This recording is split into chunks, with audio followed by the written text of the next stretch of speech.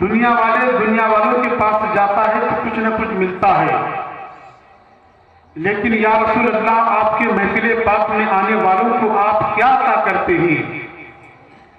حضرات، صحابہ کا کہنے کا مقصد اور منشا یہ تھا کہ یا رسول اللہ جب دنیا والوں کے پاس جاتا ہے تو کچھ نہ کچھ ملتا ہے، یعنی کھانے کے وقت جاتا ہے تو اسے کھانا کھلایا جاتا ہے، پانی پلایا جاتا ہے، ناشتہ کرایا جاتا ہے، لیکن یا رسول اللہ آپ کے محفل پاک میں آنے والوں کو آپ کیا عطا کرتے ہیں؟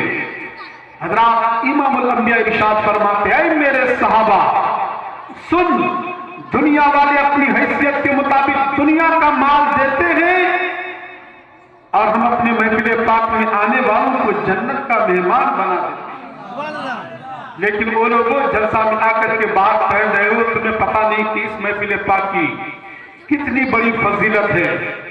وہ لوگوں جلسہ اس لیے کیا جاتا ہے کہ سماج میں سدھار پیدا ہو، جلسہ اس لیے کیا جاتا ہے کہ لوگ غلط راہ اگر اختیار کر چکے ہیں تو غلط راہ سے ہٹ کر کے صحیح راستے پر وہ آ جائے اور صحیح راستے پر چل کر کے اپنی زندگی کو گزارے، اس لیے جلسہ کیا جاتا ہے۔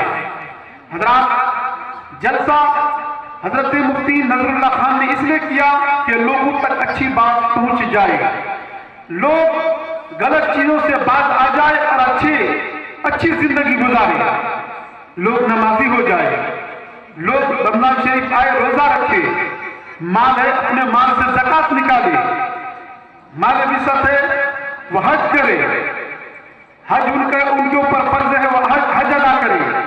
کب؟ آپ تو مدرسہ گئے نہیں، علماء کے قریب بیٹھے نہیں، یہ ایک واحد ایک ذریعہ ہے اسلام کی بات بتانے کے لیے، وہ اسٹیج ہے، جلسہ گاہ ہے، یہیں سے ایک پیغام دیا جاتا ہے کہ لوگ صحیح راہ پر چلے۔ حضرات، لیکن ہم نے کہ دنیا کے پیچھے دنیا کے چکر میں اپنی زندگی کو شرف کر دیے، لیکن وہ لوگ تھے جو آخرت کی فکر کیے، دنیا کو ترک کیا۔ حضرات، جس پروگرام میں ہمارا بیٹھے شیخ اعظم کانفرنس میں، ان کے یعنی پرخوں نے حضرت شیخ مخدوم اشرف جہانگیر سمنانی رضی اللہ تعالیٰ عنہ نے سلطنت کو ٹھوکر مار کے ہندوستان کی سرزمین کو اپنایا تھا۔ ایسے ہی بہت سارے بزرگ ہیں جو حکومت کو ٹھوکر مار کر کے یعنی سلطنت کو ٹھوکر مار کر کے اللہ کی راہ میں اللہ کرتے رہے، دنیا کو ترک کر دیا، آخرت کی فکر کی۔ لیکن وہ لوگوں میں آپ کو بتا کر چلوں، ویسے ہی ایک بادشاہ اسی بھی گزرے ہیں۔ حضرات، بادشاہ گزرے ہیں، وہ بادشاہ جن کی سلطنت سے حکمرانی ہے، لوگوں پر حکومت کرتے ہیں، محل ہے۔ حضرات، سلطنت ہے، محل ہے، اس میں وہ آرام اور سکون کے ساتھ رہا کرتے ہیں۔ حضرات، ان کے بستر روزانہ صفائی کے لیے ان کے گھر پر کام کرنے والی نوکرانی گھر کی صفائی کرتی ہے، گھر کو صاف کرتے ہیں، بستر کو صاف کرتے ہیں، ان کے کھانے کا انتظام کرتے ہیں۔ ویسے ہی اسی معمول کے مطابق ایک دن اس بادشاہ کی یعنی بستر صاف کرنے کے لیے نوکرانی جاتی ہے، بستر کو صاف کرنے کے بعد دل میں سوچتی ہے کہ روزانہ تو بادشاہ آرام اور سکون کے ساتھ سوتا ہے، آج جو روزانہ جس بستر کو میں اپنے ہاتھ سے صاف کیا کرتی ہوں، روزانہ جس بستر کو میں صاف کرتی ہوں، آج میں بھی دیکھ لوں اس بستر پر آرام کر کے اپنے کمر کو سیدھی کر کے بستر صاف کرنے کے بعد وہ نوکرانی اس بستر پر یعنی لیٹ جاتی ہے، لیٹتے ہی اس کی آنکھ لگ جاتی ہے، بادشاہ جو ہی کمرے کے اندر داخل ہوتے ہیں، دیکھتے کیا ہے کہ نوکرانی جو روزانہ بستر میرا بستر جو کرتی تھی وہ بستر پر سو گئی ہے۔ حضرات، وہ بادشاہ کیا کرتے ہیں، اپنے یعنی حکومت اپنے حاکم کو بلاتے ہیں اور وزیر کو بلاتے ہیں، بلانے کے بعد بادشاہ کہتے ہیں نوکرانی کو سزا دی جائے، نوکرانی کے اوپر کوڑے مارے جائے۔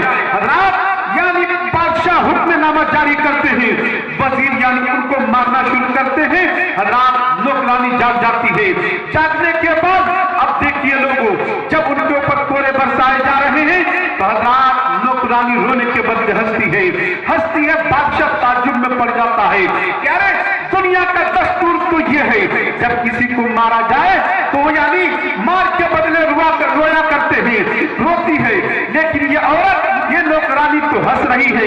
बादशाह पूछते हैं कि ऐ नौकरानी किस लिए हंस रही है?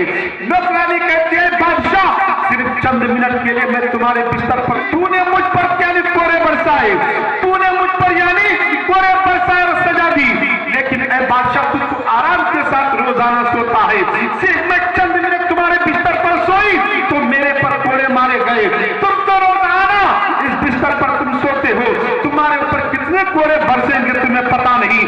रात ये बात बादशाह के दिल में लगती है, लगने के बाद बादशाह यानी सोचो फिक्र में पड़ जाते हैं। रात उसी रात बादशाह यानी अपने उसी महल में, उसी यानी महल के उस कमरे में, उसी बिस्तर में आराम और सुकून के साथ सोते हैं। रात सोते हैं उसी महल के छत पर यानी लोगों की आहट यानी पंख की आवाज सुनाई देते हैं। रात बादशाह उठ के यानी बैठ जाता है। बैठने के बाद बादशाह कहता है मेरे महल के ऊपर यानी छत पर कौन किस लिए चल रहे हो? आखिर ये पैर किसकी पैरों की आवाज की आहट की आवाज आ रही है? कौन है मेरे यानी महल के छत पर? हजरात कहने वालों ने कहा था कि हम अपने ऊंट की तलाश में हैं। बादशाह कहता है कि बादशाह के महल में ऊंट नहीं मिलता, अगर ऊंट ढूंढना हो तो जाओ जंगल में जाकर के ऊंट को ढूंढो, जंगल में तलाश करो। हजरात ऊपर से आवाज आती है बादशाह सुन, अगर महल के छत पर ऊंट नहीं मिलता तो सुन, आराम से बिस्तर में सोने से खुदा नहीं मिलता। हजरात ये बात भी बादशाह के दिल में लग जाती है। हजरात दिल में बादशाह के दिल में बात लगती है। हजरात दिल में दरबार बुलाते हैं, बादशाह लोगों को बुलाते हैं, अपने को बुलाते हैं, बेगाने को बुलाते हैं, उसमें वजीर रहते हैं, काम करने वाले रहते हैं। बादशाह इन बातों को उनके सामने रखते हैं, लेकिन उनमें से एक इंसान उठता है, उनमें से एक फकीर उठता है, उनमें से एक दुर्वेश उठता है, उठ के कहता है कि बादशाह कहता है ये महल है। रात उस यानी दुर्वेश कहते हैं कि ये महल नहीं, ये तो मुसाफिर खाना है। ऐ बादशाह जिसे तू महल कह रहा है ये तो मुसाफिर खाना है। लेकिन ओ लोगों जो ही मुसाफिर खाना कहा, बादशाह ने कहा ऐ फकीर, ऐ दुर्वेश तू देखता नहीं कि मेरा महल है, इसमें यानी हीरे और जवाहरात लगे हैं, इसमें यानी मार्बल और पत्थर लगे हुए हैं, कुमकुमे लगे हुए हैं। ऐ बादशाह कहता है यानी दुर्वेश तू कहता है ये मुसाफिर खाना है। हजरात बादशाह से वो दुर्वेश कहते हैं ऐ बादशाह सुन, तू तो कहता है महल है, इससे पहले इसमें यानी कौन बादशाह था, कौन यहाँ से हुकूमत करता था? कहने वाले ने कहा कि मेरे बाप, कहा कि उससे पहले मेरे दादा। हजरात वो यानी दुर्वेश कहते हैं ऐ बादशाह सुन, अगर ये मुसाफिर खाना नहीं है तो ये बता कि तुम्हारे बाप इस दुनिया में है कि चले गए? बोला वो तो चले गए। तुम्हारे दादा? बोले वो भी चले गए। तुम्हारे परदादा? बोले चले गए। अगर वो चले गए तो इसी को तो मुसाफिर खाना कहा जाता है। आज तो बादशाह है, तू भी चला जाएगा, फिर तुम्हारा बेटा बादशाह बनेगा, इसी को तो मुसाफिर खाना कहा जाता है। हजरात बादशाह के दिल में बात लगती है। बादशाह अपने तख्त से उतरने के बाद कहता है ऐ वजीरों सुनो, जिनको हुकूमत चाहिए इस तख्त पर बैठ जाओ, यहाँ से हुकूमत कर लेना। हजरात बादशाह निकले चले जंगल के तरफ। अब वो दिल ही दिल में अल्लाह ही अल्लाह का जिक्र करने लगे। हजरात जंगल के तरफ चले, अल्लाह की याद में यानी अल्लाह की याद में जंगल के तरफ निकले, अल्लाह अल्लाह की सदा बुलंद करने लगे। लेकिन ओ लोगों कल के जो वजीर थे अब वो हुकूमत संभालने लगे। आज यानी कल के वजीर आज के बादशाह बन करके हुकूमत करने लगे, और कल के बादशाह यानी तख्त को छोड़कर जंगल के तरफ चले हैं। अब वो जंगल से कहां चले? समंदर के किनारे बैठे हैं। कल के वजीर जो आज के बादशाह बने थे वो यानी अपने महल से अपने वजीरों को लेकर के फिर वो चले यानी सैरो तफरी के लिए जंगल के तरफ। जंगल से चले समंदर के किनारे। समंदर के किनारे जाकर के क्या देखते हैं? कल के जो बादशाह है वो यानी समंदर के किनारे हैं, जिनके जिसमें पर यानी फटे पुराने लिबास है।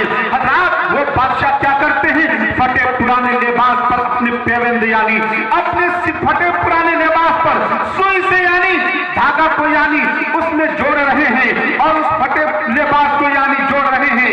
हजरात पेवंद लगा रहे हैं। हजरात कल के यानी वजीर आज के बादशाह भी देखते हैं, कहते हैं हुजूर चलिए सल्तनत संभाल ले। हजरात वो कल के बादशाह कहते हैं नहीं, वो हुकूमत तू ही संभाल, तू ही हुकूमत तू ही संभाल और तू ही हुकूमत कर, مجھے وہ حکومت کی ضرورت نہیں، ایسی سلطنت کی ضرورت نہیں، حکومت تو یہ ہونی چاہیے۔ حضرات کل کے یعنی وزیر کہتے ہیں اے بادشاہ کیسی حکومت؟ حضرات سمندر کے کنارے کل کے بادشاہ کہتے دیکھ حکومت تو ایسی ہونی چاہیے حضرات جس سوئی سے اپنے یعنی جسم کے لباس پر یعنی پیوند لگا رہے تھے سمندر میں ڈالتے ہیں سوئی ڈالنے کے بعد کل کے بادشاہ کہتے اے سمندر کی مچھلیاں میری سوئی کو واپس کر۔ حضرات سمندر کی مچھلیاں کل کے یعنی سمندر کی مچھلیاں میری سوئی کو واپس کر۔ حضرات یہ نہیں نہ جانے کتنی مچھلیاں اپنی زبان پر چاندی اور سونے کی سوئی لے کر کے حاضر ہو جاتی ہے۔ حضرات کل کے بادشاہ کہتے ہیں کہ اے مچھلیاں مجھے وہ سونے اور چاندی کی سوئی کی ضرورت نہیں، میں نے جو سوئی لوہے کی ڈالی ہے اسی کو لا کر کے دے۔ حضرات مچھلیوں کی رانی اپنے منہ پر یعنی لوہے کی سوئی لے کر کے حاضر ہوتے ہیں۔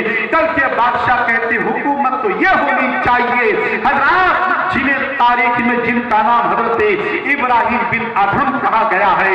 حضرات یہ وہ لوگ تھے جو اللہ کی راہ میں دنیا کو ٹھوکر مار دیے تھے، سلطنت کو ٹھوکر مار دیے تھے، آخرت کی فکر کیے تھے، لیکن آج ہم ہیں دنیا کے چکر میں اپنی زندگی کو شرف کر دیے ہیں، دم دولت کمانے میں اپنی زندگی کو شرف کر دیے ہیں۔ وہ لوگ آخرت کی فکر کرو، آخرت کی فکر میں ہی بھلائی ہے۔ جب آخرت کی فکر کرو گے تمہاری زندگی سنور جائے گی، تمہاری آخرت بھی اچھا ہو جائے گا۔ اللہ رب العزت کے بارگاہ میں دعا ہے مولا تبارک و تعالی ہم سبوں کو نبی پاک صلی اللہ تعالی علیہ وسلم کی اسوہ حسنہ پر ہمیں عمل کرنے کی توفیق و رفیق عطا فرمائے، دنیا کی وحیات اور بری چیزوں سے رب تبارک و تعالی محفوظ عطا فرمائے، حق بولنے حق پر چلنے کی توفیق و رفیق عطا فرمائے۔ حضرات اگر مجھے کچھ بولنے میں غلطی ہوئی ہو، اگر آپ کے سننے میں غلطی ہوئی ہو، آئیے مل جل کر رب کائنات کے بارگاہ میں سچے دل سے توبہ استغفار کریں۔ استغفر اللہ ربی من کل ذنب و توب الیہ، کلمہ شریف آواز بلند سارا مجمع پڑھیں، لا الہ الا اللہ محمد رسول اللہ صلی اللہ تعالی علیہ وسلم۔